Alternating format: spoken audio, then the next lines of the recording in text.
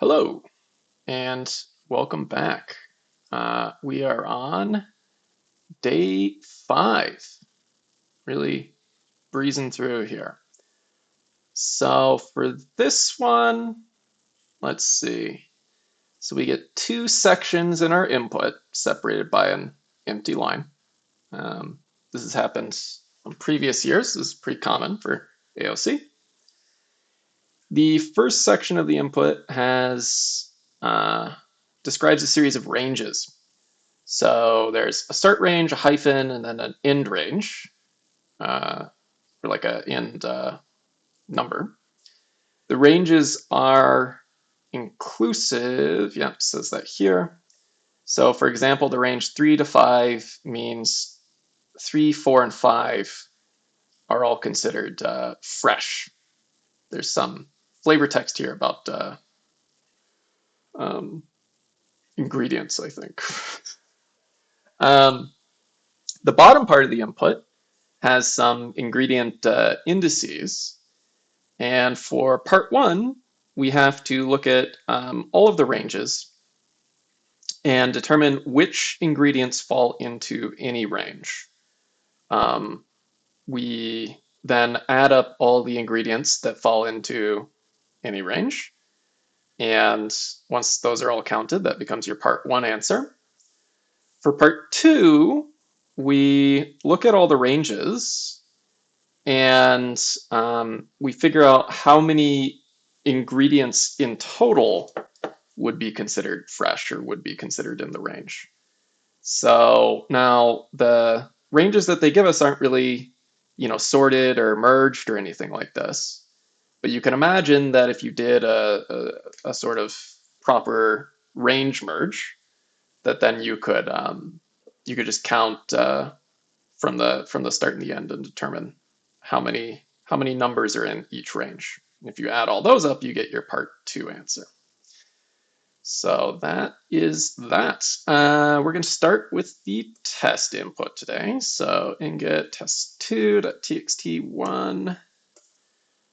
And when splitting on empty lines like this, we can do something like length each, and we can do 0 not equals, and that gives you a Boolean vector which selects everything that's not empty, and we can feed that into partition to get our two groups for the input.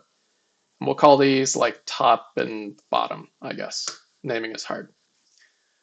So if we look at our ranges here, we need to parse out the digits. So each T, we can do something that I did in a previous video, which is membership into quad D for partitioning. Quad D just being a system primitive, or a system built in here, that has all the digit characters from 0 through 9.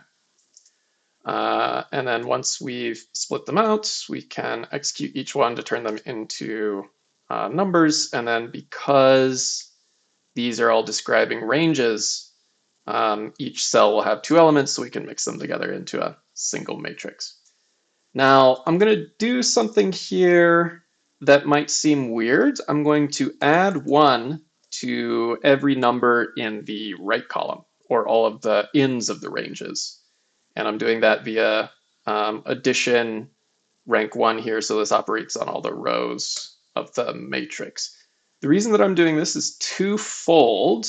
So first of all, in part 2, like if all these ranges were merged, you'd think like, okay, well, I can just subtract the start from the end, and that tells me how many numbers are there.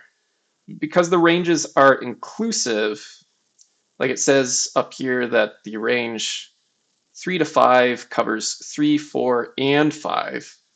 So like if you just did, minus equals 3, 5, absolute value, like so, you get 2 instead of the correct answer, which would be 3. But if we add 1 to the end of all the ranges, then we would get the correct answer for this. So this kind of like sets us up for part 2. And the other reason that we're going to be doing this is because of some specific behavior with interval index that we'll get into in a little bit when we're solving part one. So we'll just roll with this for now. Now, when working with ranges, one of the most helpful things that we can do is to sort them. So we will do that, and we will sort the rows of the matrix. And here we're sorting by the start elements first, and then the end elements.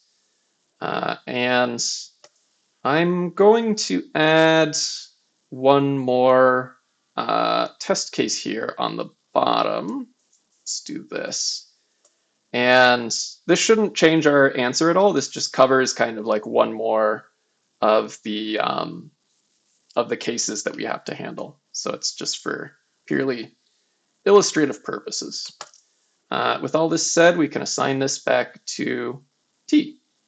And so now we have a sorted matrix of all of our ranges with one added to all of the range ins. Okay, so when we look at the matrix of the ranges here, because they're sorted by their starting index, there's only a handful of cases that we have to cover. So in our first two rows, we can see that we have 3, 6, and then 10, 15. And these two ranges have no overlap, so they are totally fine. There's nothing that we need to do in that case. The next two, 10, 15, and 12, 19, there is overlap. So the second range isn't completely subsumed by the first range. Like the start index of the second range is less than the end index of the first range. But the end index of the second range is greater than the end index of the first range. So these both cover, you know, numbers that we like elements of the range that we need to think about. But it would be nice if you know, if we were able to look and say, okay, so we're going in order, this is sorted, we've covered the range 10 to 15, and now we're trying to cover the range 12 to 19. It would be nice if, you know, we kept like a running count or something, and we could see that we've already counted up to the end of the range here at 15. And if we could bump this up to 15, then, you know, put together, these two rows would describe a complete range from 10 to 19, if that makes sense. So it would be cool if we had some way to know what the like the maximum end index that that we've encountered previously would be. And that is the same story for 12, 19, 16, 21. These overlap in the same way.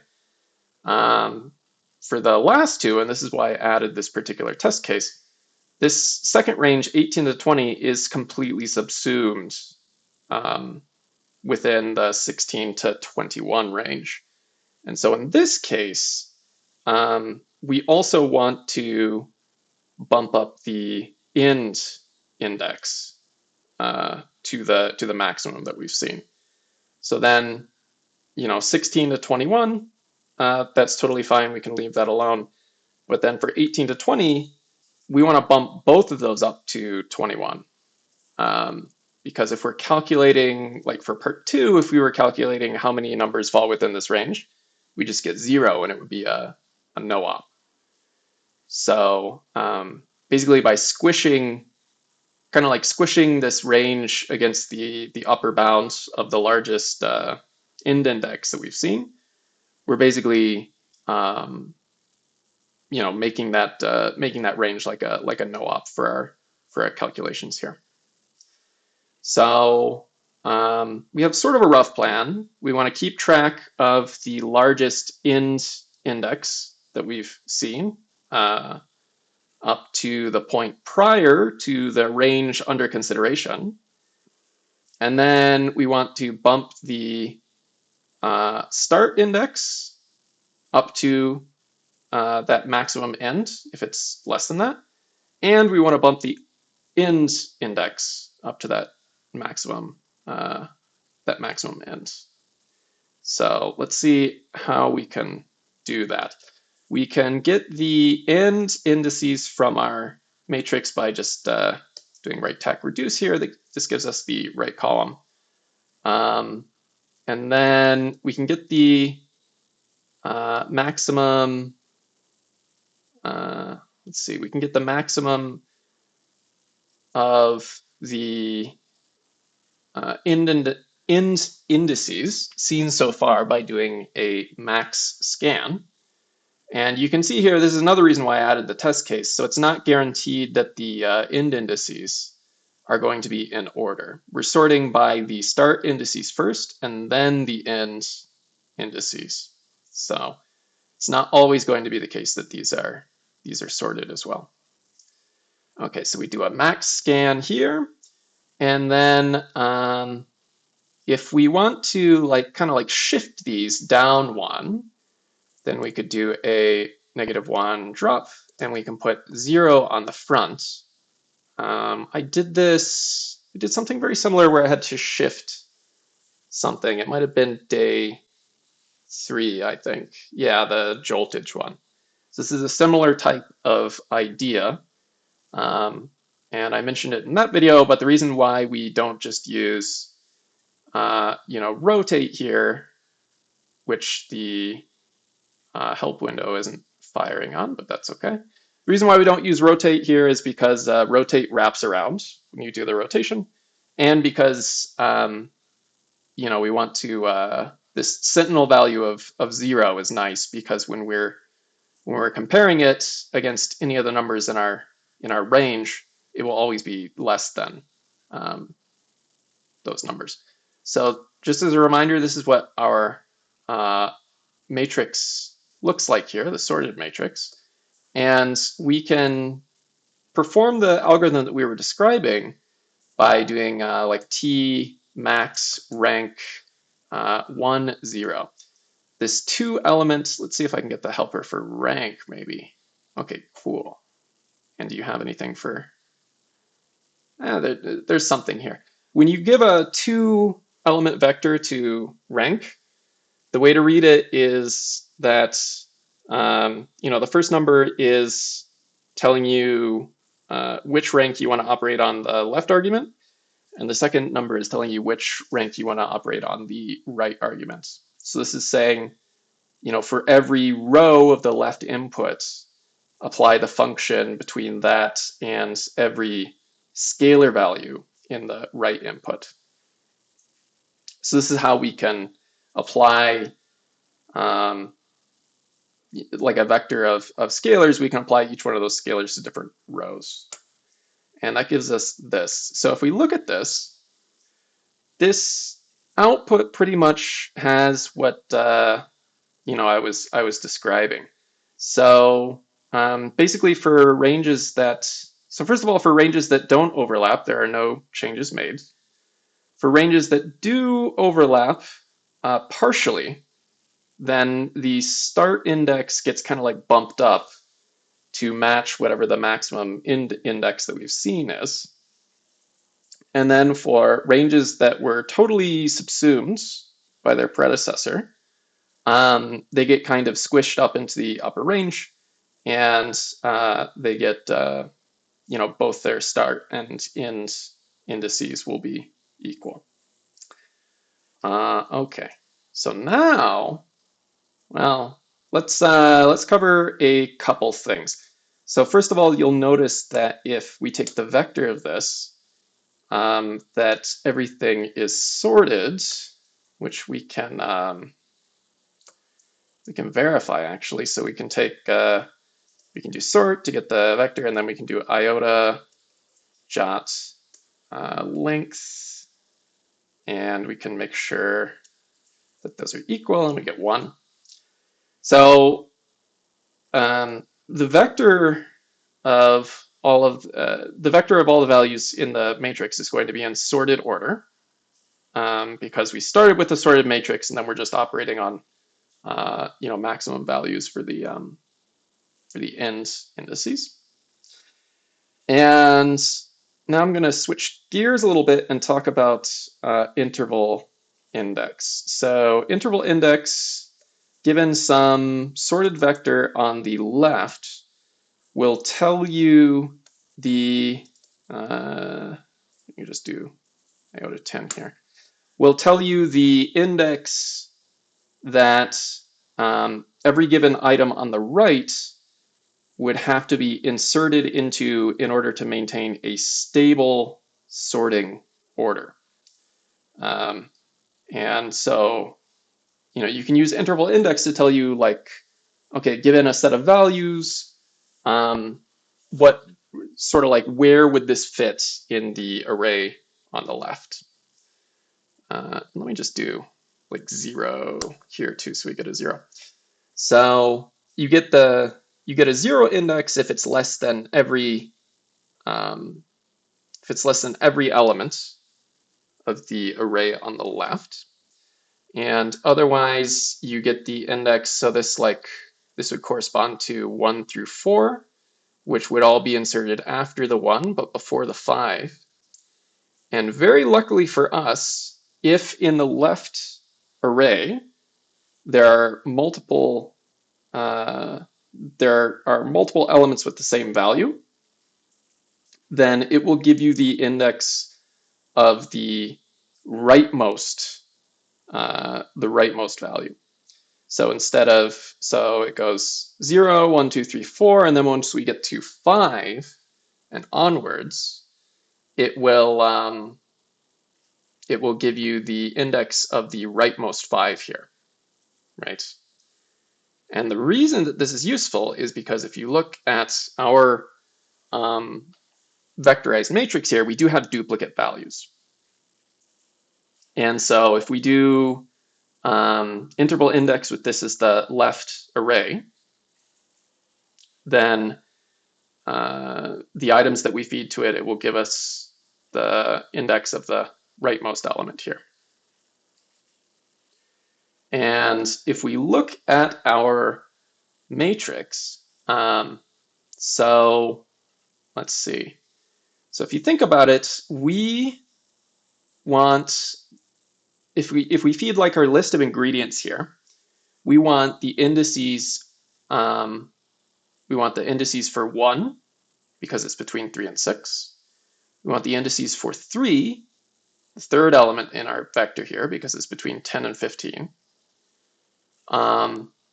The indices for 5, 19, and then nothing will, sorry, what did I say? 1, 3, 5, 7, and 9. Except that nothing will match 9 because there's another 21 after it. So actually 9 won't matter.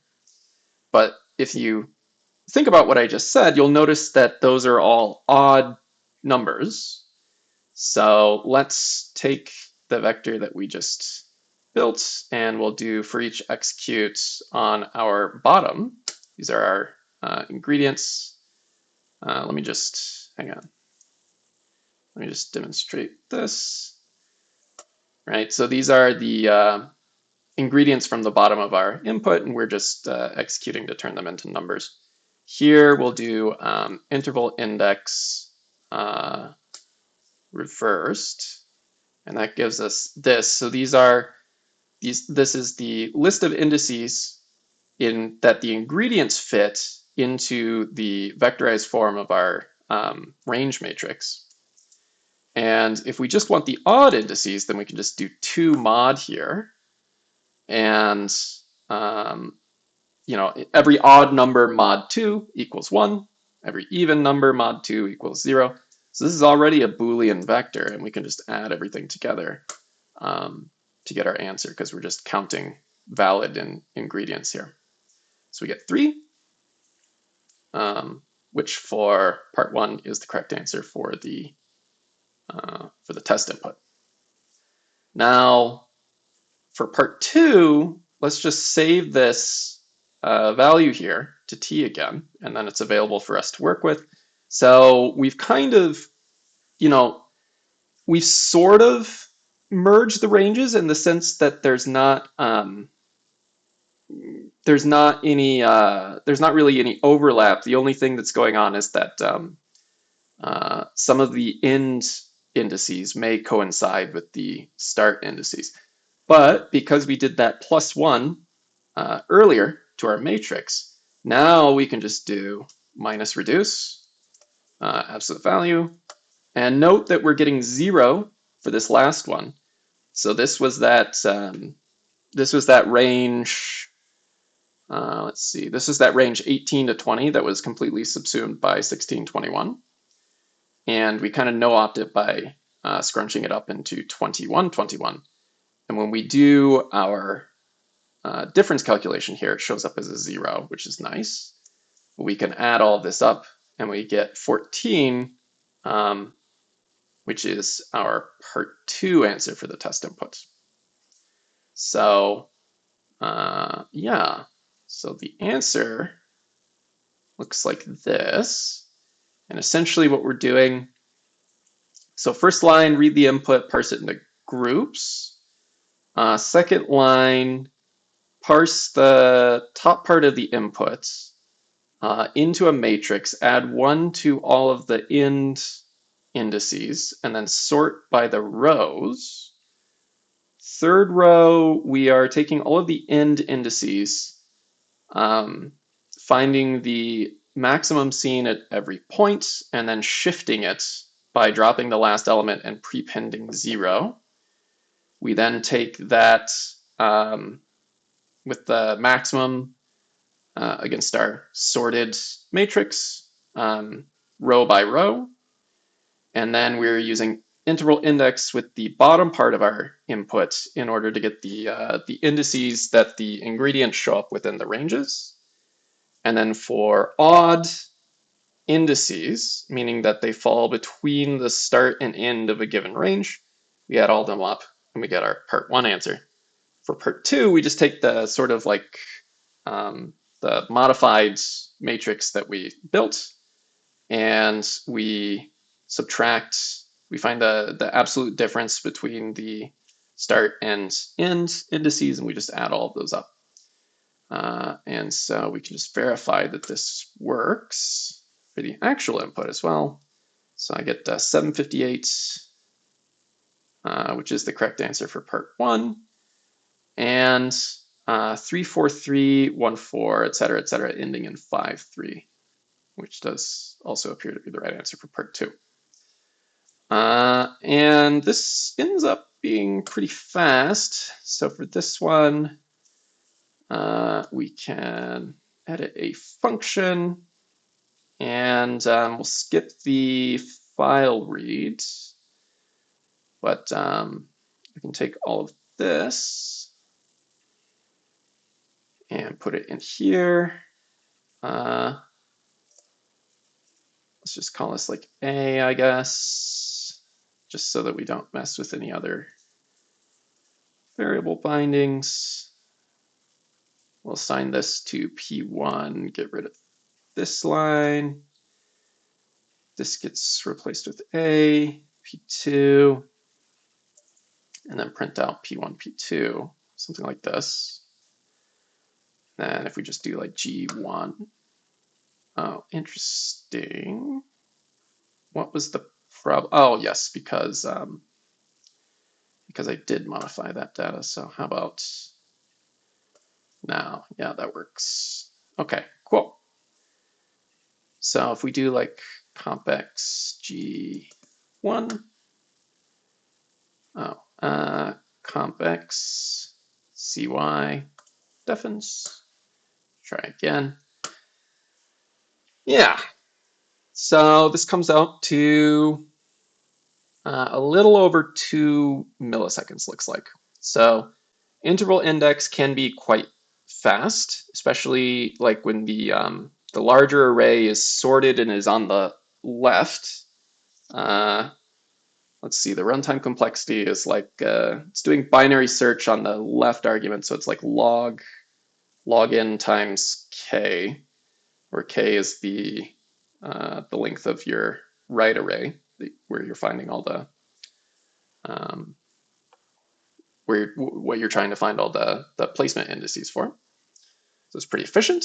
And then we can reuse everything that we constructed in part one to make it super easy to find the number of valid ingredients in part two. And that is that. 4 lines. Not too bad and pretty performant. But yeah, so hopefully you enjoyed, and thanks for tuning in.